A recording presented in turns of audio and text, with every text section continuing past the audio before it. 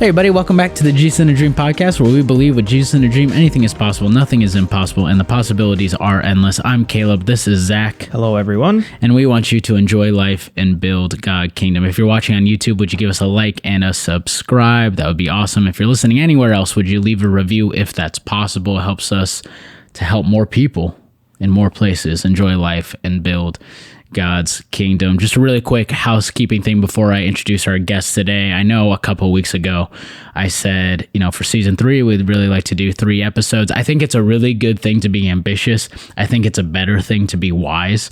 And we did set out, we wanted to do 3 episodes a week. We love what we're doing. And then a couple of weeks ago, we had this awesome opportunity that I cannot tell you about yet, but it has to do with film. It has to do with everything that we've kind of been working for with MyMountain and MyMountain Productions. And so that's going to take some time, but we are going to try our best to do 1 episode a week. I think that is like the bare minimum for us. But it just reminds me of in James, James says, like, don't say you're going to this in this city to do this in this business, because only if the Lord wills it, it's going to happen. And so Lord willing, we're going to do an episode a week still, and have wonderful guests and talk about some really good things. So before I introduce my guest today, something that I want to just kind of set the tone of the episode and just kind of for the podcast in general is, for Zach and I, dreaming comes really easy. For a lot of our guests, they have already started their journey, and so they're already in it, and that allows them to talk about it in a way and from a place of learning, of a place of experience and of understanding how God is faithful in those things. But I also understand that one of the big reasons that Zach and I started this podcast was to help people get started. And one of the biggest things that prevents people from getting started is just fear of challenges and the unknown and failure and all of that stuff. And so we never want to make it seem like, this is a trivial thing to chase Jesus in a dream. Like it's a big deal, and it can be very scary. And so today's guest, I'm really excited for. His name is Matt Reed. I played baseball with him at North Central. Go Rams! And I'm gonna let him introduce himself, and then you'll understand why I kind of said that. So Matt, thanks for being on the podcast. Give us a little introduction. Thanks, Caleb, for having me. Appreciate you guys and what you do. My name's Matt Reed. I went to North Central with Caleb and graduated in 2014. My wife and I, Bree, we're both therapists. We live in Farmington. I work out of St. Paul, and we have 2 awesome kids, Jack and Rena, 3 and 1 years old, which is a lot of fun. Parenting's fun. Good. So, yeah. That's awesome. And so you said you're a clinical therapist right now in St. Right. Paul, and so is your wife. And give us a little bit of, of your background. Where else have you worked? Because I think that's a fascinating part of your story. Yes. So right now I work in a clinic that is open to the public, and I've been doing that for the last 2 years. Previously, though, as a therapist, I'd say the lion's share of my experience has been in the state prison system of both Virginia and Minnesota. So in Virginia, I was there for about 2.5, 3 years, and then a little bit of a stint in Minnesota, but mostly working with state incarcerated felons, anywhere from petty theft to capital murder. Wow. Yeah. So Matt and I sat down a couple times before this, and he told me some of his stories, and it's a wonderful thing that you are doing for these people. And just I know your heart is for mental health and emotional health and spiritual health, and that's why we have him on the podcast today. Is we just want to talk about those things. We understand that people are complex, and that sometimes we don't always see our lives how other people see our lives or how God sees our lives, and we're going to get onto all of that. But before we do, I want Matt to kind of tell his story of how he became a therapist, because I think that is fascinating, and I think it's typical for how people can find their calling maybe outside of an altar call or church service or that type of stuff. Yeah, so it was a bit of a unique start for me. When I was in high school, I was very into, and still am, artwork, and I was pretty decent at math, so I thought, well, being an architect sounds like the next logical step, and I was planning on going to Penn State. I'm from Western PA originally, for architecture. They had a good program there. And then about, I want to say halfway through my junior year into my senior year of high school, on a Sunday afternoon, I was downstairs in my parents' basement, and I think it was on A&E. They used to show movies, like 90s movies like Shawshank and The Green Mile. Well, that particular Sunday afternoon, I was introduced to the film Good Will Hunting. And that came out, I want to say, around 95. And if you don't know the movie, it's essentially just a story about a young man who is a math prodigy with a very, very difficult childhood and past. And he's a genius as far as math goes, but behaviorally and his personal life, just it's all a wreck. And eventually he comes to find some solace in working with a therapist, court-mandated therapist, played by Robin Williams. And the main character, Will, is played by Matt Damon. But Will and Sean, Robin Williams' character, build this relationship as his therapist, where they're kind of just bonding over the complexities of life and, you know, things that they have in common, and just how tough life can be. And it can be much tougher if you don't have someone to talk about it with. And essentially there's a lot of healing that goes on for both of them, coincidentally, over the course of the story. And as soon as I saw Robin Williams' name pop up on the pre-credits, I was hooked, because I was, and still am, a huge fan of Robin Williams and all the things that he's done. And it just kind of like, it really, I feel like, instilled in me something really amazing that I was interested in. And what's funny enough is when I was in high school, I was kind of that person in my youth group that people would go to and talk about problems in their lives. And so this felt like a very natural next step. I had just grown up in an area that didn't have a lot of resources when it came to mental health. And so I didn't even know what it was. Like, I didn't understand what Robin Williams was doing in this movie until like halfway through. I'm like, therapist. Oh, mental health. That's interesting. And that was back in 2009, 2010 when I saw this. And so then I started doing research into psychology, got really interested in the different ways psychology can be used. And then I declared my major as psychology in 2010 when I went to North Central as a freshman, and graduated 4 years later with a bachelor's degree in psychology. And yeah, it was quite interesting how that all came about, and just kind of felt very natural to do that. Really loved the program and felt very affirmed in what my choice was in getting into therapy and psychology. And then I went to grad school the next year after I graduated in Virginia. And that's the fall of 2014. And that was a very event-packed year. And that was also the year that Robin Williams took his own life, which was a very difficult thing for me to see. I was, telling these guys earlier that I can remember the second I found out that he was dead. I was in the hotel about a mile away from the school I was about to start for mental health, a grad program there at Regent University, and I'm walking through the lobby of this hotel, carrying my suitcases in my hands. And I'm walking through the lobby, and on this giant TV, I see the words, Robin Williams dead. And I just dropped my suitcases right on the floor, right then and there, and I just stared at the screen for what felt like hours. And I didn't know what to say or what to do. I remember that day and several days after, people would send me messages, texting me and messaging me, "Are you okay? Like, what's going on with you?" And because they knew how big of an impact Robin Williams had made on my life. And obviously, he was the spark that kind of set me on this path in his portrayal of this therapist.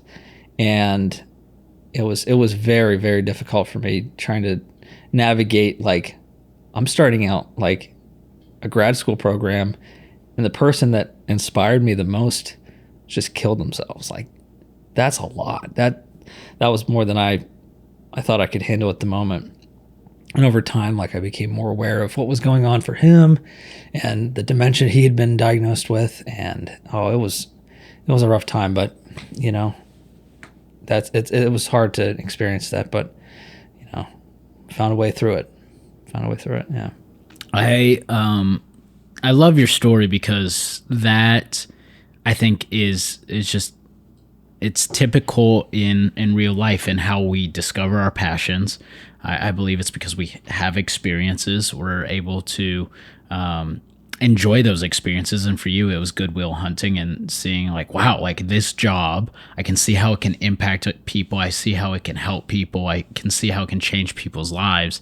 And even though it wasn't quote unquote real life, like it wasn't a real life story, it was still real life in that you watched a movie and experienced it. Zach has been using, I'll just let you talk about it maybe, and maybe this will be an interesting segue. Talk about like real emotions and fake situations. Oh yeah, so this is a conversation me and Caleb have been having a lot, and it comes from, which one thing I love in that part of your story is that, which kind of is in my motto as a filmmaker, is that I want to treat every moment as it is like a significant moment, because there is a movie or a song in everyone's life that has changed their life in a small or large way, but there has been. If you've seen a movie, there's something in there that made you think something differently, and you will always think that way, or at least like remember. Anyways, yeah, your life gets changed by movies in small ways, which is why they're so awesome. And I think that is like super cool, because it just, I don't know, lends to that idea that, yeah, like a movie, yeah, it can change somebody's life. And that's why I think movies should be more good movies out there, like Goodwill Hunting. But but what you were saying, where it's this idea, which I came from into my mind of thinking about sports. And I was like, I played soccer in high school, didn't play a ton of sports, played church softball last year, which is a blast. But I came to this realization that like church softball, whether we win or lose, does not matter. and like in the grand terms of things, my life will be the same whether we win or lose this game. However, in the moment, the emotions are absolutely real. And like when we are down by a ton and then we rally and we're hitting them and we're running the bases, it feels amazing. And you're like, let's go. And then you lose. And then you're like, oh, I'm so like defeated right now. And it's just, and yeah, that's what we talk about, is like the emotions created in sports and in film and the situations that are built up. If it's done well and you're tracking along with it, you get invested, you feel real emotions. Even though the situation is not like, for example, once again, in sports or in like war movies, like you feel what it feels like to be in a war movie, right? But you are not in a life-threatening situation. But you can now, after watching a war movie, go, I think I understand what that feels like, at least to a certain extent. Sure. Like all the emotions can't obviously, or everything around it can't be perfectly illustrated. Right. But for the most part, you're like, I can understand that. And that's, yeah, I think that's so cool. And I think that's like just, I don't know, testament to good storytelling. Yeah. And I think also a testament to just how God has designed us as people and our emotions. And the reason I brought that up is for you, Goodwill Hunting, not being a real life story, but it is a story that is still told, invoked emotions and inspiration, encouragement in you to go, this is what I want to do with my life, which I think is so cool. And the reason I'm bringing this up is because I think sometimes those feelings can be dismissed when it's like, Matt, you just watched a movie. Like, what do you mean you're going to become a therapist? Like, I thought you wanted to be an architect.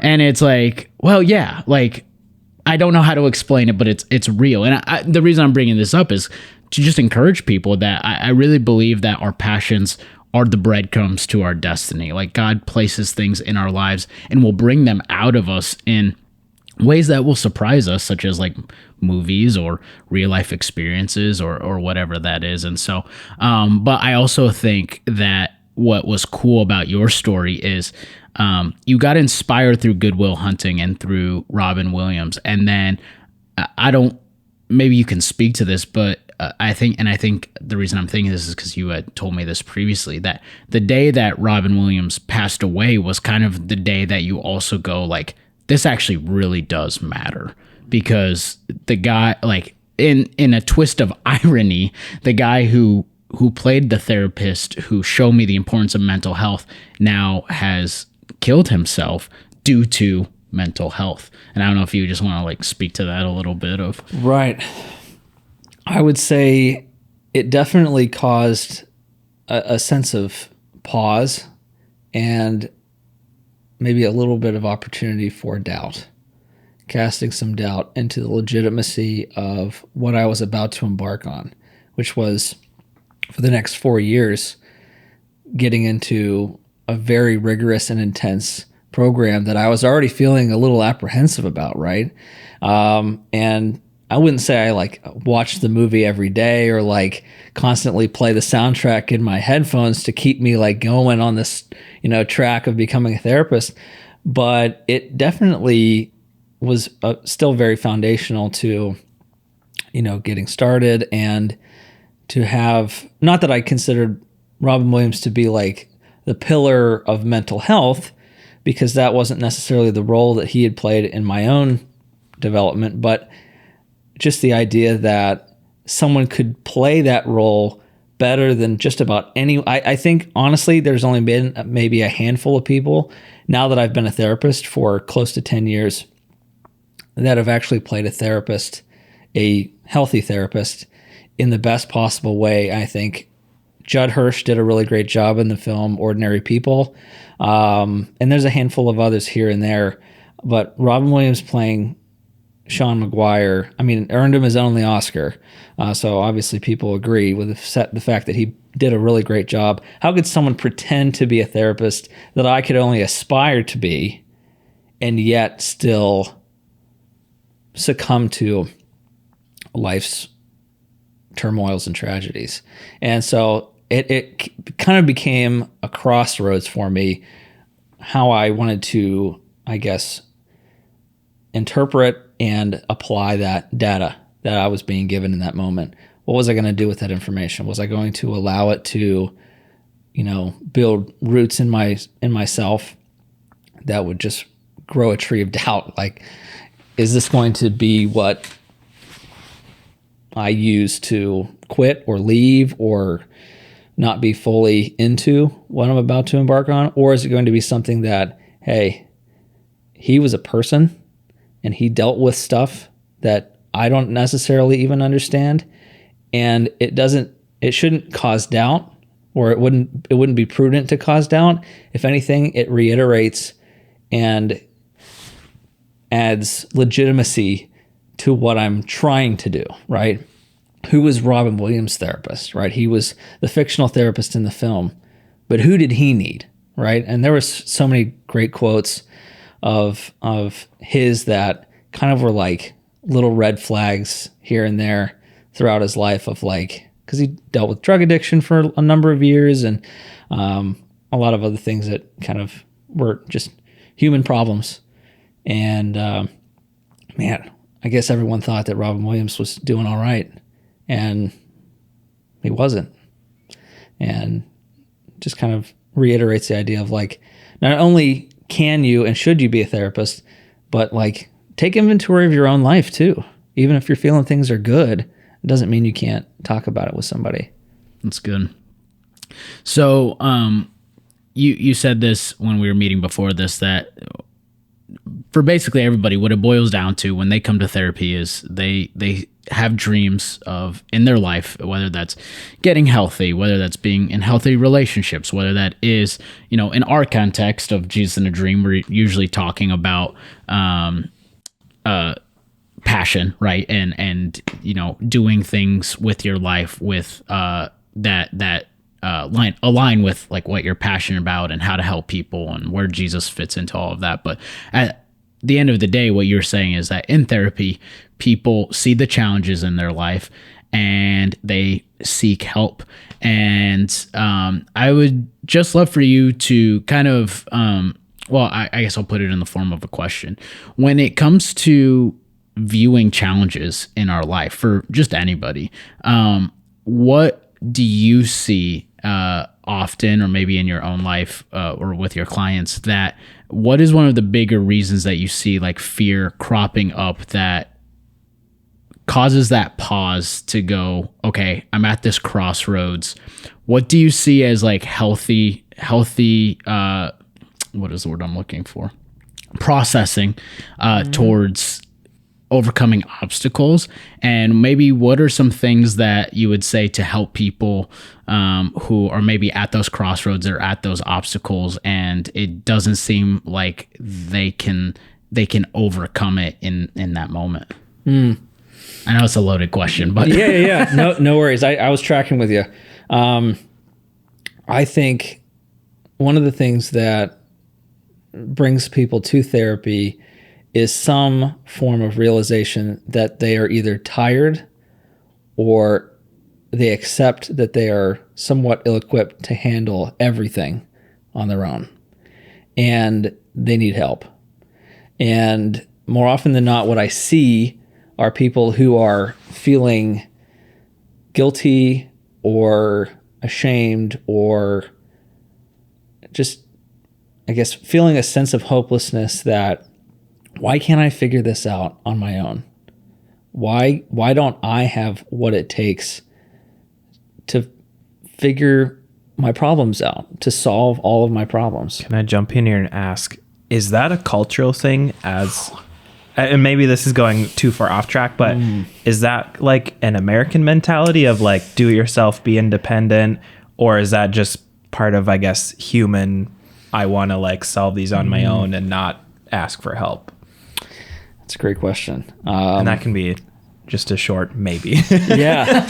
I'll give you a little bit more than a maybe. My personal theory on it is that if it isn't something that you grew up within your family system, you're definitely going to see that and be more exposed to that mentality in other places, right? Like, I'd say even in the workplace, only recently have places become more aware of like personal issues and like the mental health day, right? People kind of even joke about that of like, why would you need a mental health day? Like, oh, we need more than just one day, right? You know, I would say it definitely can be a cultural thing, and to ask for help can sometimes be almost too humbling. It's that acceptance of, I need help, and someone else could potentially make this easier for me. It's a bit of a foreign idea in individualistic culture. The harder part is when you've got more, I guess, cultures that are more community-minded, but the community itself sometimes fails to meet the needs of the individual within the community, right? Which is why we specialize. This is why we go to school for so long. It's because these are unique issues that even like maybe mom or dad can't necessarily help you with. Maybe because it's as a result of your parenting, what it was like for you growing up. So I think just about every culture you can imagine has a sense of, I guess, their own biases towards asking for help. In America, part of it is, I would say, to your question or your statement there, it is a bit more of an individualistic culture problem. Figure it out. So one of the things that we, hold very dear for us at MyMountain and Jesus in a Dream is the community aspect of understanding that, one, we need God because we can't do it on our own. And two, it is better in community, not just because it's more enjoyable, but because we're able to help each other in our blind spots and in our weaknesses and all of those things. And going back to then you and just your ability to help people, you said it's sometimes difficult to ask for help, and I think that's true for everybody. I think that's just like it's just a humbling experience to say like, okay, I'm not enough for this situation, or even for myself, which is just it's a paradoxical thought of like, how am I not enough for myself, like to get my own self healthy? But once we maybe get over that and we decide, you know what, like I do need help, and what are some of those like benefits that you see? I mean, even in your own therapy practice, but also just in life in general, like at your job, at your church, when you see people chase after their dreams. Maybe, I mean, this sounds so basic, but I think it's important for us to think about, why is it important to have people around us that are willing to help us? Yeah, that's a good question. At least in my own experience, the humility is one of those things. It's such an important part of being a human being, a healthy human being especially, is the idea of humility and what that looks like. And I don't believe that you can be a healthy Christian without humility. I really do think that it's that essential and foundational, because in order to be a Christian, you have to believe in the concept that you are not the center of the universe. You were created for a purpose from someone greater than you, with a purpose of helping other people and not just yourself. And that permeates a healthy life, that sense of humility, that when you humble yourself and admit that I could use some help here, I could use some assistance, and I am not enough, nor was I ever meant to be. I was never meant to be enough for myself. Right? We were not created to be just these individual islands of people. Like, no, we were meant for community. We were meant to be in community with others. And I think a lot of problems that we see, at least problems that I see too, is a warped view of that. Like, where do I fit in to my system? Where do I fit into my family, work, relationships, whatever? Is a warped understanding of that concept. And it is really tough to unlearn that sense of, I don't know, because selfishness is not the right word, I don't think, because selfishness has a connotation of intentionality. It's almost just like a solidarity that is necessarily unhealthy. And when you kind of reach out and ask for help, you abandon that concept that needs to be shed, right? It's a skin that needs to be shed, that you are enough and you need only you. By asking for help, that sends a huge message to your brain of like, yeah, this is where we needed to go. This is what we needed to do, because we're not making it by ourselves, and we've done it long enough. Because more often than not, people will wait until they've exhausted all their individual resources. Like, I've tried yoga. I'm not saying anything bad about yoga. All these different things to try and fix or work on this area of my life, and it just hasn't had an effect. It will either put a Band-Aid on a flesh wound, or it's not making any impacts at all. And then they go to therapy as a last resort, which is tough, because then you're already at a point where you're like, oh, I don't feel like maybe this will work, maybe it won't. Not that I would expect anyone to think therapy is their first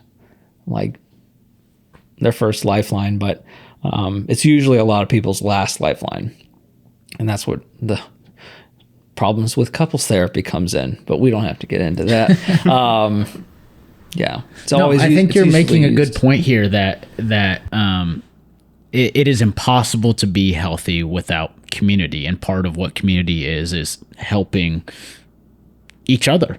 And I think to just kind of narrow it down for our Jesus in a Dream audience, when we talk about with Jesus in a Dream, anything is possible.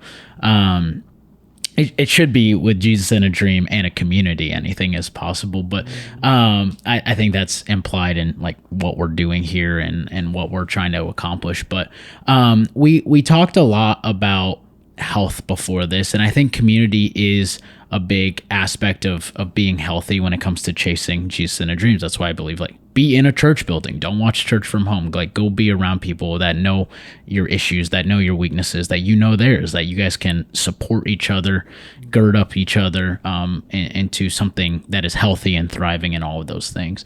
I want to ask you, when it comes to personal health, when it comes to personal, emotional, and mental health, what are some of the obstacles that you've seen that even prevent people from reaching out to people that they know love them, or like going to church and all of those things? Because it does start in the mind. It starts with your ability to make a healthy decision, and nobody can make that for you, but they can help it be easier for you. But maybe let's just go even further into this health conversation of what are some of those things that you see that are obstacles and challenges for people when it comes to chasing Jesus in a dream and community. It made me think of many conversations I've had with people who have come to a realization after a certain point that they're tired of trying to live a perfect life. And most people can accept the fact that they are imperfect. In fact, some people are almost, it's like a nightmare for them, being reminded how imperfect they are. And they come to a certain acceptance of it for themselves, but boy, they don't want anyone else to know. They would love nothing more than to put on a facade that makes it seem like they've got it all together, right? And social media, if anything, has helped us understand how prevalent that is. It's given us a platform to show our true selves, and by showing our fake selves, it really shows us, like, what is important to you. Do you want to be seen as perfect or whole by others? That's where you're going to spend your time. You're going to spend a lot of your time and effort making things look really good, when deep down things are not really good. You don't feel good. And when we don't feel good about ourselves, then we do everything we can to either erase the feeling, right, without getting too into it. Just erase the feeling. We can do that in various ways. Or we put on a brave face. We put on a mask and make it seem like we've got it all together. And I think it goes back to the humility pieces. If we were really truly wanting to get to a place of health as a community, we would treat each member as someone who could use some help, knowing that none of us are perfect, and none of us, if we're trying to be fully functioning human beings, we should abandon the idea that we can be perfect, or that we need other people to see us as perfect, because we're all trying to do the same thing and we're all getting nowhere with it. Nobody's perfect. And it's a little overrated to try and make people think you are. Because if it's really getting you what you need, then you wouldn't have to keep doing it. That's good. Yeah. I'm going to jump in here and ask, I kind of want to go back to our, what am I saying? Conversation about when chasing your dreams. What are some, so yeah, we have humility and knowing that you were not created to be a, like, 100% individual person. We need community. And I think a part of that is also we need a relationship with Jesus and with God, in that where it's like we weren't created to be isolated entities that have no other connection to anything else. And is there anything else that would fall under like that list of categories of just, maybe we'll call it like, I don't know, just tips, not tips, I hate the word tips, but things to think about when chasing your dreams and thinking, like, having a good mindset about it? Because we talk about it a lot from like passion's perspective, but when you've got something that is coming from childhood trauma or something like that, and maybe this is one of those things where it's like, oh, if you think about God, you know, put something on your heart, it's like, hey, you need to go to this place, or you need to start this business. And then your reaction is the Jonah reaction of like, we're going to go the opposite direction. Or there's like that part in your heart that goes, I know I should do this, but everything in me says no. or something gets triggered, or like something gets even triggered, by yeah, so- by whatever that thing might be. Right. So is there any thoughts on that of like how to like either, I don't want to say like navigate, because that is, I don't know, that might be too specific when we're speaking generally, but yeah, just some thoughts on like, I don't know, any thoughts you have on with that situation in mind. For sure. I think when it comes to like obstacles or adversity, kind of like what we were talking about earlier, Can I jump in and add one thing? Yeah, for sure. Or maybe you can add this to your answer. This was off podcast, but you had talked about the warped ruler idea. And I don't know if that's a coined phrase, but I really liked that. So maybe we can throw that in there as well. Absolutely. Yep. So to your first question, what I usually talk to my clients who are a bit more resistant to just kind of like the idea of being open to things that are tough, right? We try so hard as a somewhat of a survival instinct to try and avoid things that are tough, right? We dismiss them, we avoid them, we criticize those things that we know are difficult. And what I usually tell my clients, this became one of my catchphrases in the prison system: what you resist will persist. And having a sense of courage in the face of challenge, in the face of adversity, can be that's one of the hardest decisions I think a person can make, is to fight their battle. Right. I like that you called it a decision. It is. It absolutely is a decision. I don't think you can go into a fight like, how did I get here? You have to actively choose every day whether you're going to ignore the ankle weights you've got on, or if you're going to try and do something to help relieve yourself of those ankle weights, regardless of how they got there or where they came from, which oftentimes can trip people up as well. But just acknowledging that they're there, right? That is a huge step. I don't know if I can boil that down to one word. I think courage is part of that, because you can't be courageous unless you have fear. If you have fear, that's when courage comes in, right? I'm not courageous by, wiping the floor. There's no courage in that. I'm not afraid of wiping the floor. Are you afraid of talking about what it was like for you as a kid and what traumas you may have endured? Absolutely. Well, there you go. There's an opportunity for courage. And that's where trust comes in. It's hard to have courage with another person unless you trust them. So that's another big piece of therapy. But before we get in, I could talk about trust for 1,000 years. But when it comes to like those initial processes of trying to figure out, how do I navigate discomfort in the face of passion, in the face of opportunity, in the face of, where am I going with my life? What do I want to do? And then you hit those obstacles of like, where do I go from here? Like, I thought this was going to be easy, and all of a sudden now I'm reminded of all of these things that are making it more difficult. So when it comes to like the warped ruler, what we were talking about before, some people's measurement tools, ways that we assess or try to understand our environment, is off kilter. It's warped. And that could be from 1,001 different things. Could be from poor childhood relationships, could be from trauma, could be from mood disorders, could be from anything. Being burned in relationships, all of that. And so if your measurement is off, right? If what you're using to assess something is off, it's going to feel different. It's going to feel, and for some people whose measurement in that particular area, so trust, for example, if your ruler and trust is warped, you're going to react and respond to things much differently in regards to trust than someone who doesn't really have trust issues, right? Like, all the relationships I've ever had were pretty decent, right? Nobody really burned me in the past. And they're looking at someone with a warped ruler and they're like, get it together, dude. Come on, what's going on?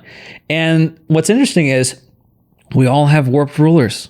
Somewhere in some area, something's off. It's not fully, completely calibrated.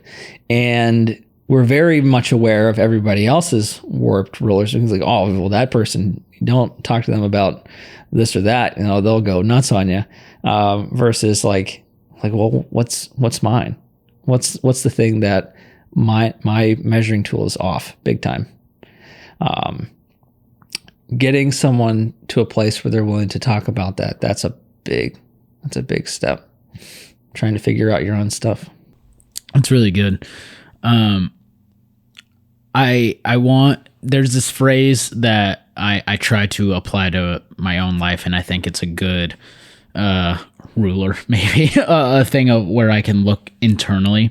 And I think I often tell this to other people too, because I think it's true, and maybe I could get your perspective on it. But I think this whole conversation is kind of undergirded with it, is the idea that what you can't talk about owns you. Ooh. And the reason I want to bring this up, and I guess phrase it like this, is because this podcast is meant to inspire, equip, and encourage, and to get people to move forward. And I don't want you might be listening to this and you go like, yeah, there's some things like in my life, and like this doesn't, like, why does it feel like Matt is like sitting across from me and I'm actually in therapy right now, which I hope is some people's thoughts right here.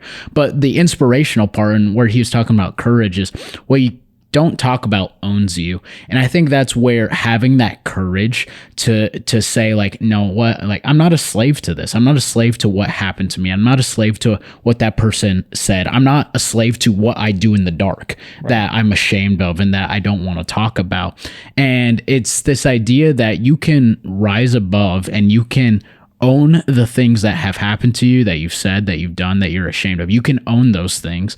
It's easier to own those things when you give them to Jesus, because then he shows you your position in light of those things.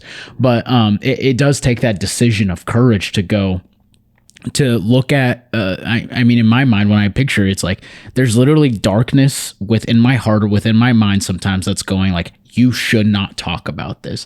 And having that mental picture helps me go, no, I am bigger than you. I'm stronger than you. Like, I have the ability to, even though I'm really afraid right now, to be honest with myself and the people around me. And this isn't to say that you shouldn't have boundaries with people. Like, there are some people you shouldn't talk about certain things with. But if you can't acknowledge it yourself internally in your heart, some dark things, then at the end of the day, that thing is controlling your thoughts and your actions and how you relate to others. And that's where I just want to like inspire people a little bit. It was like, no, like, you are the owner of your own life, and like you can make a decision, even if it's a very simple decision, just to acknowledge those things as real life.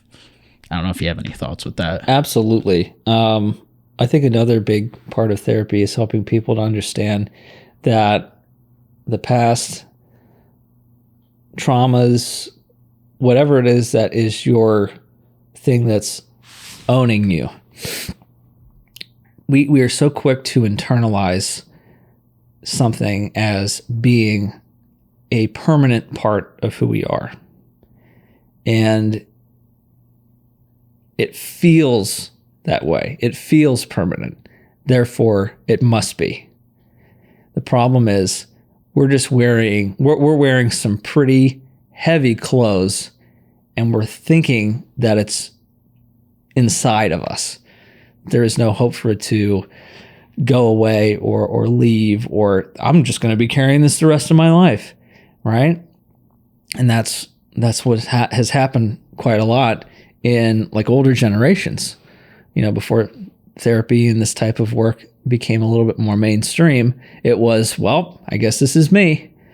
And there was like a lack of hopefulness. There was no hope that things could get better. And those two kind of like, they fed each other. The sense that like, well, I guess this is me. This is how I'm going to be. This is who I am now. Nope, that's not true at all. But there, comes a time where you have to kind of unlearn and not believe that that you're stuck fully, that there is hope. And yes, awful things may have happened, and you might not be feeling super great about those things. And there's hope. There's things you can do. Actively and purposefully to help yourself with that. Okay, so we're at our time, basically. We're over time. And so we're going to continue this conversation in the next episode. Thank you for listening to this one. Tune into the next one.